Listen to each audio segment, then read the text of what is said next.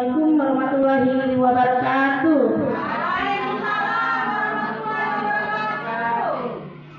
Yang saya hormati Ibu Kepala Sekolah SMP Negeri 2 Pampangan, Ibu Halimah, Sarjana Pendidikan, beserta Dewan Guru.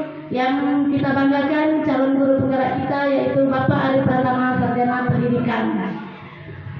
Puji syukur kehadirat Allah Subhanahu wa Ta'ala yang dimana atas berkat dan rahmat-Nya lah kita masih diberikannya berupa nikmat kesehatan, nikmat kesempatan, sehingga kita masih dapat berkumpul di ruang atau aula SMP Negeri 2 Pampangan dalam rangka melaksanakan aksi nyata destinasi budaya positif di SMP Negeri 2 Pampangan. Sholawat dan pujian salam tak hentinya kita curahkan kepada junjungan kita yaitu Nabi Muhammad SAW beserta sahabat dan keluarganya. Baiklah bapak-bapak, ibu-ibu sekalian, untuk membuka acara kita pada pagi hari ini, marilah kita bersama-sama melafazkan lafaz basmalah. Bismillahirrahmanirrahim. Nah, acara selanjutnya yaitu ini kita serahkan kepada calon penggerak kita dari SMP Negeri 2 Pampangan yaitu Bapak Ari Pratama, Sarjana Pendidikan. Kepada Bapak kami persilakan.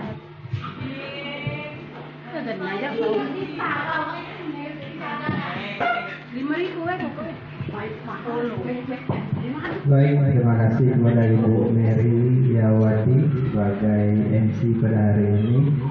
Bapak Ibu izin. Assalamualaikum warahmatullahi wabarakatuh. Innalhamdulillahi nahmaduhu wa nasta'inuhu wa nastaghfiruhu wa na'udzu billahi min shururi anfusina wa min sayyiati a'malina may yahdihillahu fala mudilla lahu wa may yudlil fala hadiya lahu. Allahumma shalli wa sallim ala sayyidina Muhammad wa ala ali sayyidina Muhammad. Yang saya hormati Ibu Kepala Sekolah SMP Negeri 2 Pampangan, Ibu Halimah SPD. Yang kami hormati Ibu Wakil Kepala Sekolah Ibu Mesina SPD dan Bapak Ibu Guru yang sempat hadir pada hari ini untuk mengikuti kegiatan kami sebagai guru penggerak, calon guru penggerak angkatan 11 Kabupaten Oki. Pertama-tama marilah kita panjatkan puji dan syukur kehadirat Allah Subhanahu wa Ta'ala, Allah yang Maha Esa, yang telah memberikan kita nikmat iman, nikmat Islam, tapi lebih nikmat kesehatan sehingga kita dapat berkumpul dalam ruangan ini tanpa ada sesuatu pun yang kurang. Salawat iringan salam kita haturkan ke Nabi besar kita, Nabi junjungan kita Muhammad Sallallahu Alaihi Wasallam. Semoga kita semua yang berada di sini dan keluarga kita akan selalu diberi Rasulullah Sallallahu Alaihi Wasallam ini mendapatkan syafaatnya. Amin ya rabbal alamin.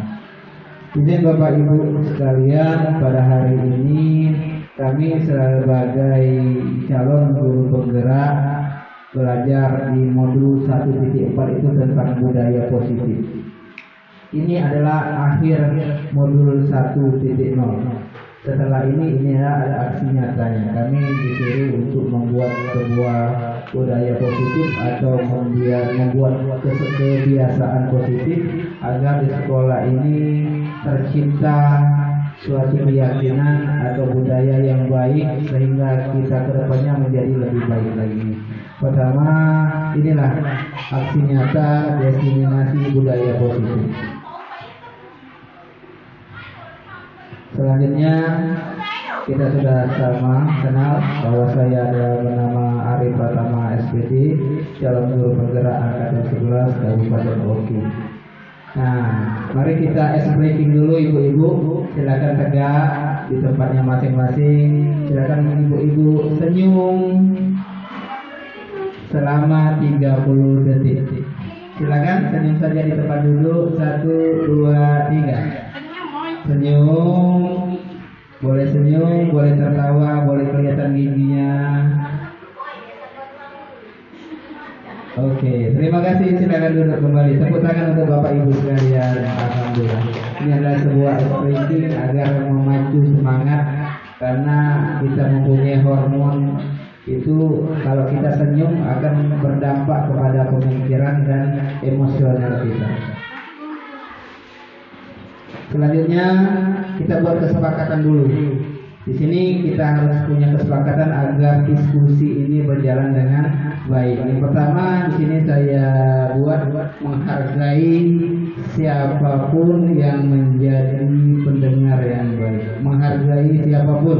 Yang kedua, menjadi pendengar yang baik. Kira-kira ada lagi ibu-ibu? Kira-kira kesepakatan kita hari ini apa?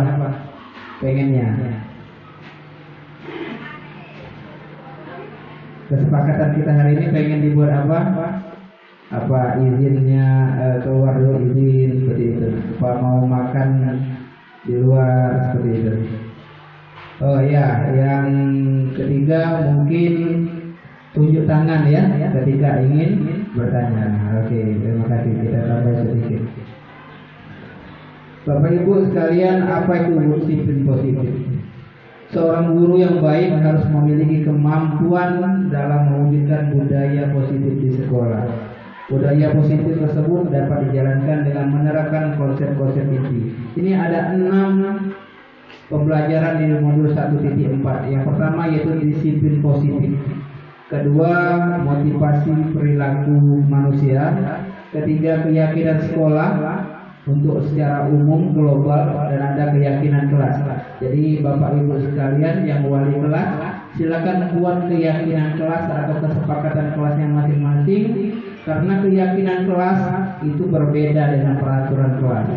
Kalau keyakinan kelas itu dibuat oleh sama-sama oleh siswa dan guru. Tetapi kalau peraturan itu sudah tentu dibuat oleh sekolah dan sudah dibuat oleh gurunya itu. Jadi kalau keyakinan bisa dibuat oleh siswa. Yang keempat, kebutuhan dasar manusia. Nanti ada kita tahu kebutuhan dasar, ada 5 kebutuhan dasar manusia. Yang kelima, posisi kontrol restitusi, dan yang keenam, segitiga restitusi. Nanti kita bahas semua, nanti ada satu persatu. Yang pertama yaitu disiplin positif. Kita lanjut. Disiplin positif. Disiplin positif merupakan suatu cara penerapan disiplin yang mengajarkan anak bertanggung jawab dan menumbuhkan kesadaran diri berdasarkan nilai-nilai kebajikan. Ya, dari kata-kata ini kita sudah kita serap bahwa mengajarkan dan bertanggung jawab serta menumbuhkan kesadaran diri berdasarkan nilai-nilai kebajikan atau kebaikan. Jadi kita biasakan anak kita untuk melakukan hal-hal yang positif. Kita biasakan anak di kelas kita untuk bertanggung jawab. Itu siapa? Kita yang dahulukan, guru tersebut. Jadi setelah kita terbiasa oleh guru, baru siswanya nanti untuk melakukan disiplin positif. Terus lanjutkan lagi, disiplin positif lebih ke arah disiplin diri yang dapat mengontrol diri dalam melakukan segala tindakan. Ya, disiplin positif ini Bapak Ibu sekalian, dia merupakan sebuah pagar atau tameng, pembatas bahwa setiap apapun kegiatan atau perilaku siswa tersebut ada batasnya masing-masing. Jadi tidak bebas, tetapi kita batasi perilaku siswa itu agar tidak keluar dari batasnya. Terus selanjutnya, disiplin diri dapat membuat murid memahami dan menyadari berdasarkan motivasi internal, bukan akibat paksaan, pujian ataupun hukuman. Selanjutnya, 6 karakter dalam profil Pancasila atau P5. Profil belajar Pancasila di sini, ini intinya. Bapak Ibu apalagi yang ngajar kelas 7 dan kelas 8 wajib hafal ini. Wajib. Yang pertama yaitu beriman dan bertakwa kepada Tuhan yang Maha Esa dan berakhlak mulia. Kedua, mandiri. Ketiga, berkebinekaan global. Keempat, bergotong royong. Kelima, kreatif. Dan 6, bernalar prestis. Ini harus hafal di luar kepala Bapak Ibu. Apalagi yang mengajar kurikulum merdeka. Dan kurikulum merdeka sudah bertransformasi, diberi nama lagi dengan kurikulum nasional. Itu tetap kurikulum merdeka Bapak Ibu, tetapi namanya saja karena sudah menjadi sebuah agenda nasional, maka tidak lagi namanya kurikulum merdeka, tetapi namanya kurikulum nasional. Jadi seluruh sekolah di Indonesia sudah menerapkan kurikulum merdeka. Yang kedua, motivasi perilaku manusia. 3 motivasi perilaku manusia. Yang pertama, untuk menghindari ketidaknyamanan atau hukuman. Kedua, untuk mendapatkan imbalan dan penghargaan. Ketiga, untuk menjadi orang yang mereka inginkan dan menghargai diri sendiri dengan nilai-nilai mereka yang dipercaya. Ini motivasi perilaku. Kita takut dengan hukuman, maka kita akan menjadikan kita disiplin positif. Dan yang kedua, kita mendapatkan imbalan. Imbalan ini baik secara material dan non material, ya, baik seperti pujian, bahkan seperti penghargaan. Kalau yang sering datang pagi misalnya, atau yang sering kelasnya tetap juara 1 umum, itu wali kelasnya mendapat penghargaan. Itu yang diinginkan. Yang ketiga, untuk menjadi orang yang mereka inginkan. Misalnya ibu kepala sekolah menginginkan kita semua berpakaian rapi. Kita itu bukan sebuah anjuran, ya, itu sebuah anjuran dari kepala sekolah dan kita taati. Apakah kita tidak berpakaian rapi, ibu kepala sekolah menghukum kita? Tidak, kan? Apakah ibu kepala sekolah kita berpakaian tidak rapi akan mencemooh kita? Tidak, berarti.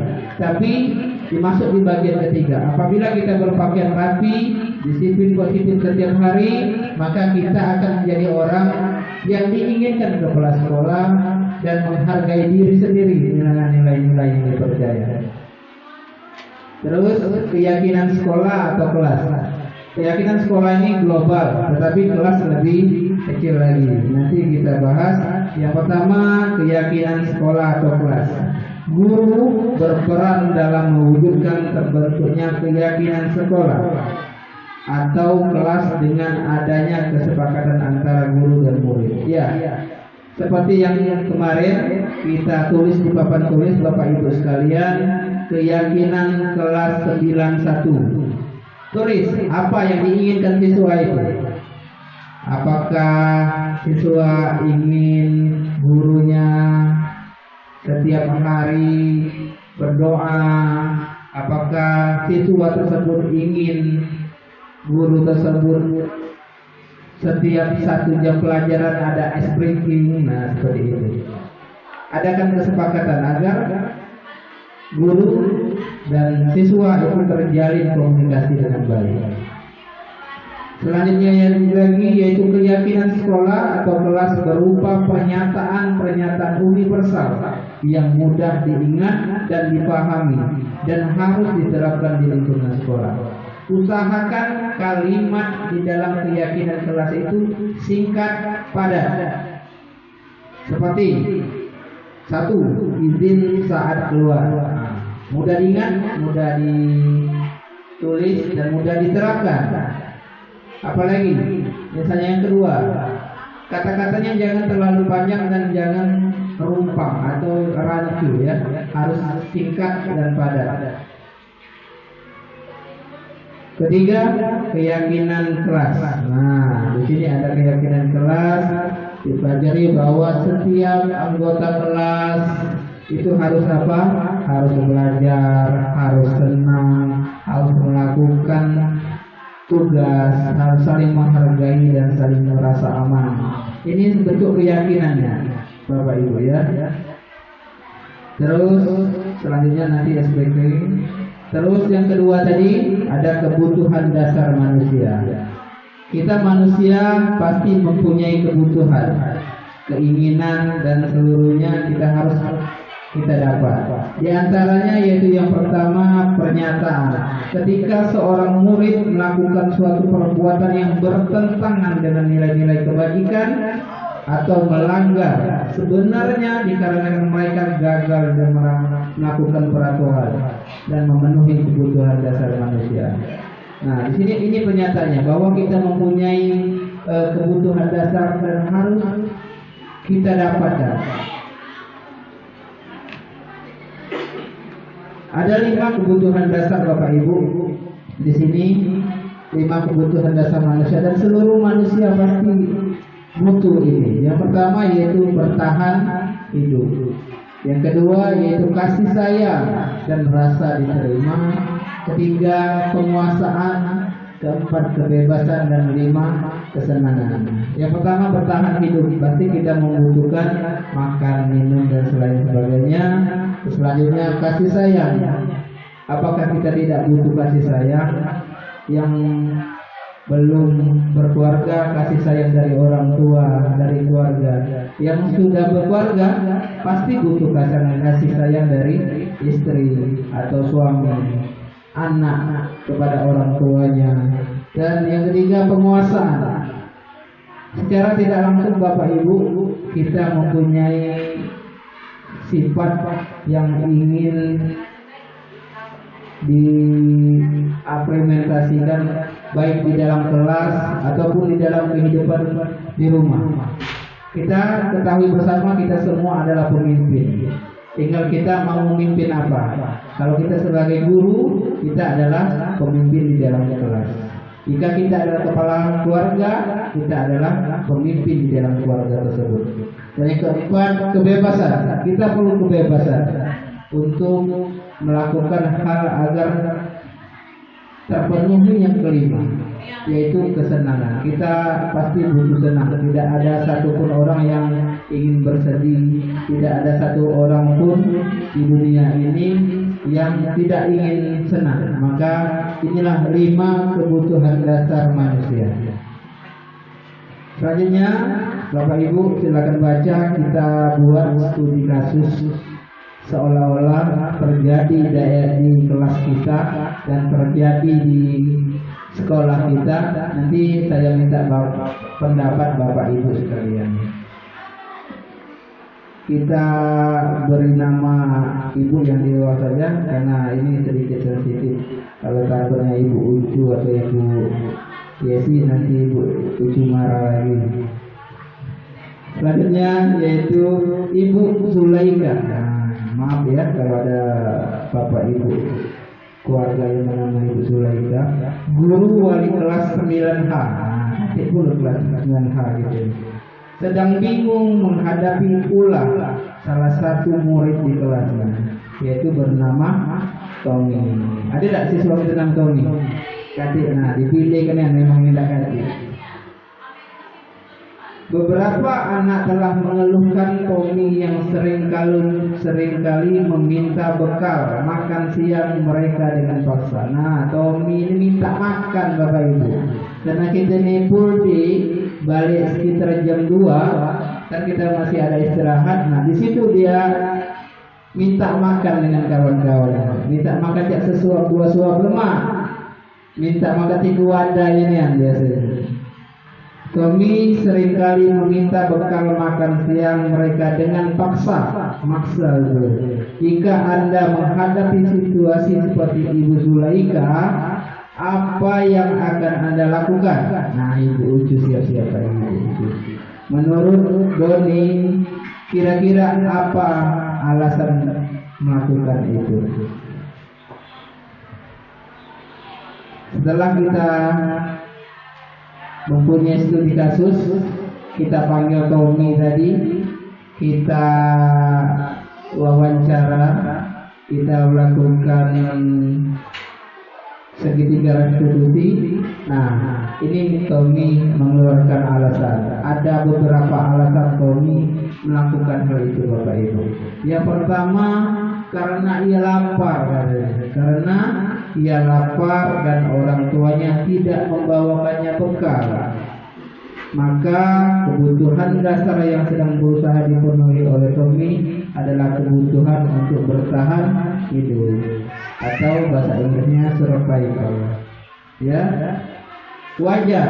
Mungkin tidak bawa duit, mungkin di rumah beras habis, atau tidak ada sayuran, tidak ada bahan pangan, orang tuanya acuh. Jadi anak kalau mau sekolah tidak, ya tidak. Inilah salah satu contoh kasusnya.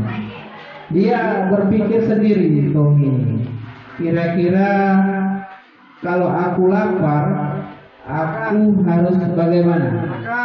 Karena aku tidak bawa uang, dan untuk berhutang di kantin itu malu setiap hari. Maka dia berpikir untuk, oh, saya minta makan saja dengan temannya. Tetapi kalau dengan cara yang sopan, kita masih bisa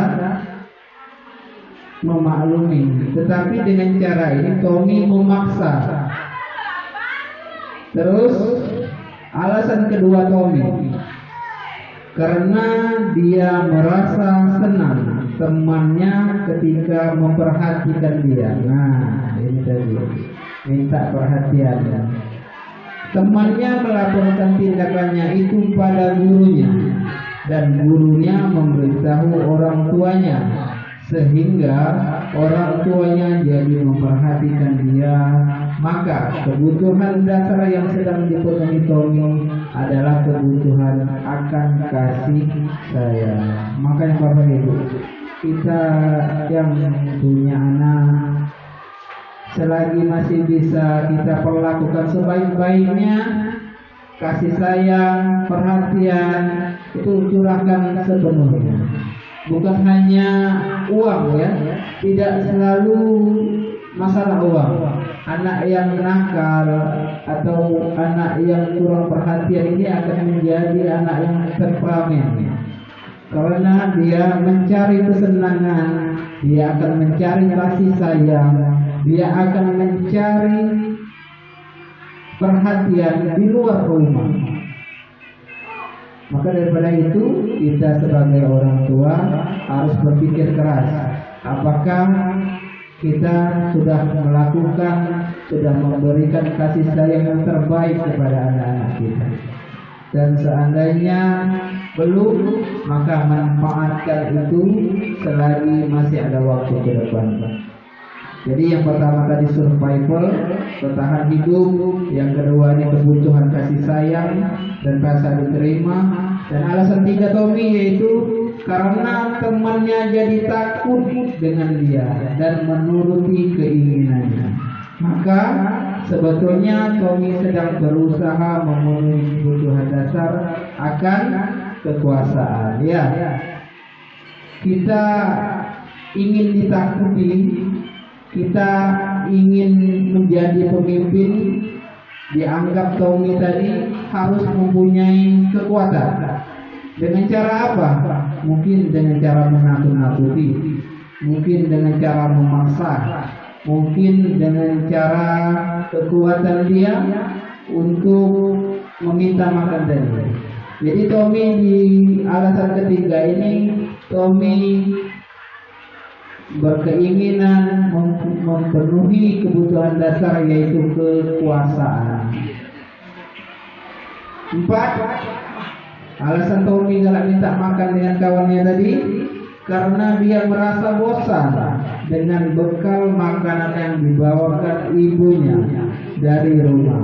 Karena ibunya selalu membawakan bekal yang sama. Oleh karena itu, dia ingin mencoba makanan teman-temannya yang beraneka ragam. Maka Tommy sedang berusaha memenuhi kebutuhannya akan kebebasan. Ini poin keempat. Setelah dia melakukan survival, bertahan hidup, dia butuh perhatian atau kasih sayang. Yang ketiga tadi, dia butuh penguasaan atau kekuasaan. Yang keempat, dia butuh kebebasan. Dan yang terakhir, alasan Tommy yang kelima yaitu dia melakukan karena iseng saja. dan ia menikmati ekspresi wajah teman-temannya yang kesana. Hebatnya bahagia dia nengok kawannya yang sedih tadi, karena diambil makanannya dan menurut dia ekspresi teman-temannya itu lucu. Maka berarti Tommy sedang berusaha memenuhi kebutuhan, yaitu kesenangan. Bapak Ibu mempunyai kesenangan masing-masing kita. Ada yang senang melihat teman susah mungkin, ada yang senang melihat teman senang. Nah itu yang bagus, tidak? Kalau senang melihat teman susah itu SMS. Kalau senang melihat teman senang SMS juga, tapi yang positif. Ya dah. Kita ini harus bagus bangun suasana, kondisi lingkungan sekolah kita ini yang positif, tidak saling mengejek, tidak saling menggibah. Maka bangun lingkungan sekolah kita ini senyaman mungkin, ya. Hal-hal yang ragu-ragu atau subhat mungkin tinggalkan. Oh, kira-kira tersinggung tak omongan? Jangan dibuat. Kita ciptakan sekolah kita ini nyaman. Kalau bisa pergi pagi-pagi dari rumah itu, oh tak sabar nak pergi sekolah. Kayak itu. Jangan sampai di sekolah ini kita banyak sesuatu yang tidak nyaman, baik dengan lingkungan, baik dengan perkataan, baik dengan cara. Kita ini sebagai manusia mempunyai 5 kebutuhan dasar tadi.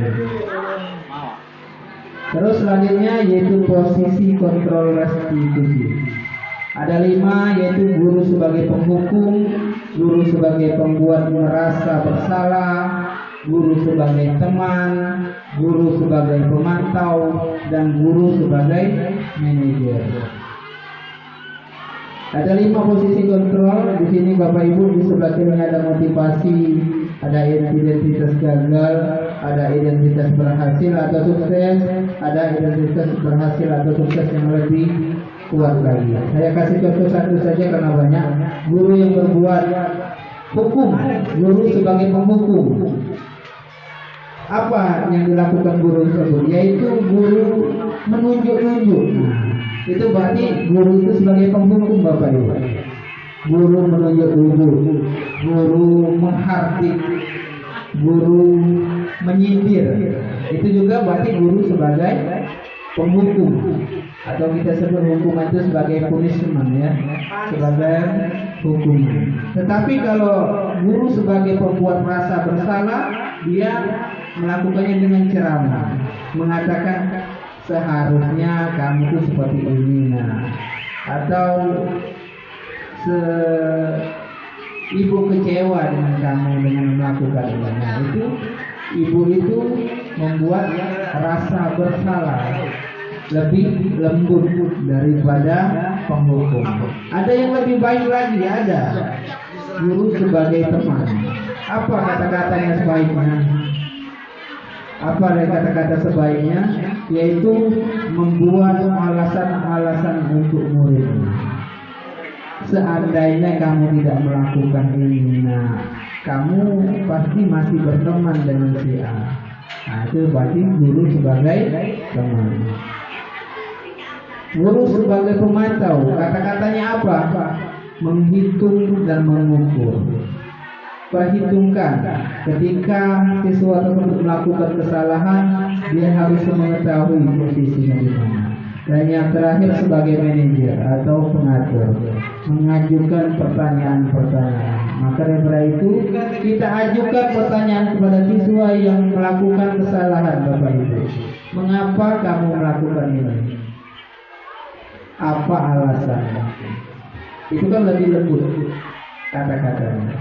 Tetapi tinggal kita sebagai guru ingin menempatkan kita sebagai apa? Apa sebagai penghukum? Apa sebagai teman? Apa sebagai pemantau? Apa sebagai manajer? Atau sebagai pembuat rasa bersalah? Makanya seluruh guru kita ini, alhamdulillah di sekolah kita ini berbagai macam, terpenuhi. Saya anggap 5 macam.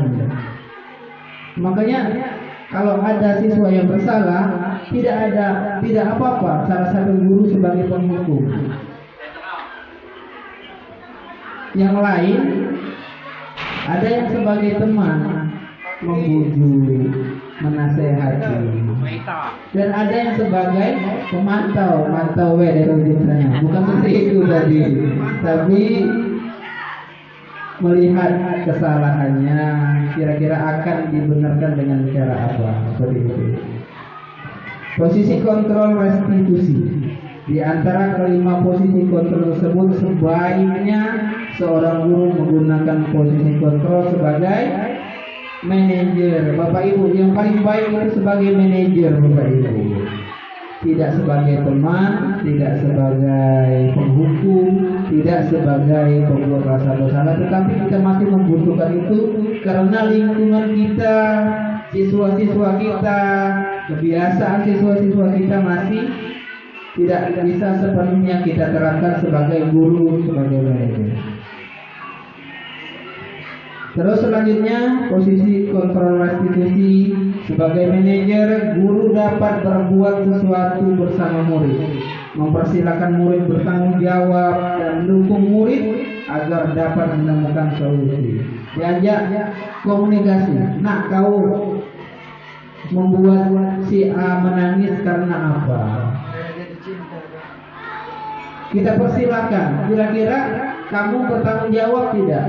Kalau si A menangis, apa sih yang kalian akan perbuat?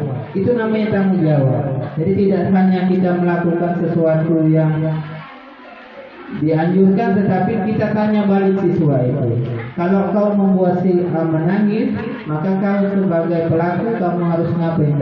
Mungkin dia nanti akan menjawab minta maaf, ya, tidak mengulangi lagi. Itu yang paling baik. Selain itu, posisi manajer mengacu pada restitusi yang dapat menjadikan murid sebagai manajer bagi dirinya sendiri sehingga dapat tercipta identitas positif pada dirinya. Nah, ini yang terakhir yaitu segitiga restitusi. Apa itu segitiga restitusi? Bentuknya memang segitiga, Bapak Ibu, tetapi ada isinya semua nanti. Saya bertanya dengan Pak Mestian yang sudah senior di guru penggerak, ada 3 kata Pak Mestian di segitiga restitusi. Yang pertama ini tahapannya, yaitu menstabilkan identitas. Yang kedua, validasi tindakan yang salah, dan yang ketiga, menanyakan keyakinan. Ini bentuknya, posisinya segitiga. Yang pertama bentuk atasnya yang menanyakan keyakinan, membawa menstabilkan identitas dan validasi tindakan yang salah. Yang pertama, kalau ada masalah, pasti kita lakukan dulu menstabilkan identitas. Seperti apa menstabilkan identitas itu? Yaitu dilakukan berdasarkan prinsip bahwa membuat kesalahan adalah bagian dari proses pembelajaran yang nantinya akan menggeser identitas gagal ke identitas sukses. Ada sebuah kasus misalnya, Putri mengejek siswa bernama Pien misalnya. Putri mengejek Pien dan Pien menangis mengadukan kepada guru. Putri dipanggil oleh guru. Tindakan menstabilkan identitas itu seperti apa? Yaitu bertanya kepada Putri tersebut, mengapa kamu melakukan ini? Setelah dijawab Putri, saya senang melihat Putri menangis. Itu sebuah tindakan yang salah. Tetapi jangan langsung seorang guru itu menjudge bahwa itu adalah 100% salah. Kita lanjutkan dulu kata-katanya, ya. Yang kedua yaitu menstabilkan identitas, yaitu berbuat salah itu hal yang manusiawi. Tidak ada manusia yang sempurna. Kita pasti bisa menyelesaikan permasalahan ini Bapak Ibu tertarik untuk mencari tahu siapa yang benar, siapa yang salah, atau Bapak Ibu lebih tertarik untuk menyelesaikan masalah ini? Antara kasus Putri dan Pian tadi, kita panggil dia berdua sebagai guru. Kita mengucapkan atau menyebutkan, kamu melakukan itu nak. Setiap orang pasti pernah melakukan kesalahan. Bapak maklum itu. Nah, setelah itu kita sebutkan, maka kita tanya lagi, Bapak tertarik untuk menyelesaikan kasus tersebut? Itu sebagai menstabilkan identitas. Terus yang ketiga yaitu validasi tindakan yang salah. Validasi tindakan yang salah yaitu tindakan yang salah dilakukan berdasarkan prinsip bahwa setiap perilaku berupaya memenuhi suatu kebutuhan tertentu, sehingga guru atau orang tua akan bergeser dari pemikiran stimulus pressure menjadi proaktif. Setelah kita lakukan menstabilkan identitas dan selanjutnya kita lakukan tindakan itu salah, bahwa apa yang dilakukan itu tidak benar. Validasi tindakan yang salah, apa kata-katanya? Yaitu kurang lebih kamu pasti punya alasan mengapa melakukannya. Terus apa yang penting bagi kamu? Kamu boleh tetap berusaha menjaga sikap itu, tapi tambahkan sikap yang lain, yang baru. Maukah kamu belajar cara lain? Seperti itu. Terus menanyakan keyakinan bahwa memberi pertanyaan bermakna kepada murid atau untuk memunculkan motivasinya. Dengan kata-kata apa? Dengan seperti apa nilai yang kita percaya di sekolah kita?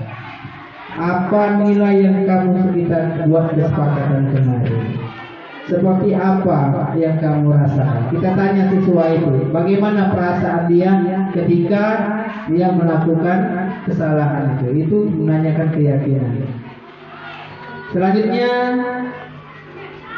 seorang guru yang baik harus memiliki kemampuan dalam mewujudkan budaya positif, ya.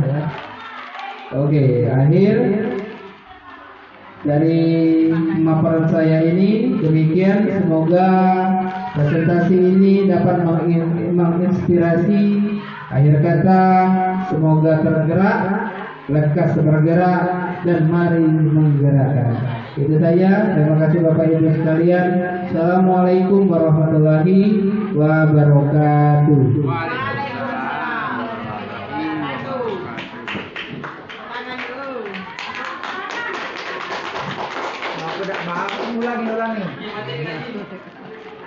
Merah.